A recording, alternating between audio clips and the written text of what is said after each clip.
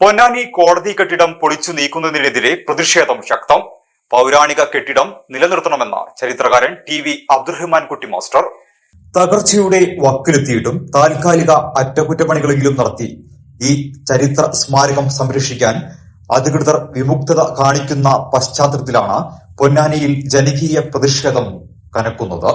പൊന്നാനിയുടെ സാംസ്കാരികവും ചരിത്രപരവുമായ തനിമ വിളിച്ചോതുന്ന ഇത്തരം പൈതൃക അടയാളങ്ങളെ ഇല്ലാതാക്കുന്ന നീക്കങ്ങൾ ഒരു തരത്തിലും അനുവദിക്കാനാകില്ലെന്ന് പ്രമുഖ ചരിത്രകാരൻ ടി വി അബ്ദുറഹ്മാൻ കുട്ടി മാസ്റ്റർ അഭിപ്രായപ്പെട്ടു.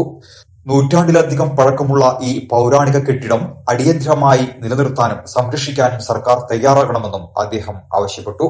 നമ്മുടെ നാടിന്റെ ഭൂതകാല സ്മരണകൾ ഉറങ്ങുന്ന ഈ പൈതൃക സ്മാരകം തകർക്കാനുള്ള അധികൃതരുടെ നീക്കങ്ങൾക്കെതിരെ വരും ദിവസങ്ങളിൽ ശക്തമായ ജനകീയ പ്രക്ഷോഭവുമായി മുന്നോട്ടു പോകാനാണ് നാട്ടുകാരുടെയും ചരിത്രപ്രേമികളുടെയും സംയുക്ത തീരുമാനം. ഇത് പൊളിച്ചു മാറ്റാനുള്ള ചില നീക്കങ്ങൾ അണിയറയിൽ നടക്കുന്നുണ്ട് എന്നറിയാൻ സാധിച്ചു. തീർച്ചയായും അത് പൊന്നാനി പോലുള്ള ഒരു പൈതൃക നഗരത്തിനോട് ചെയ്യുന്ന അന്യായമാണ്, കടുത്ത അനീതിയാണ് എന്ന് ഈ അവസരത്തിൽ പ്രത്യേകം ഓർമ്മപ്പെടുത്തിക്കൊള്ളുന്നു.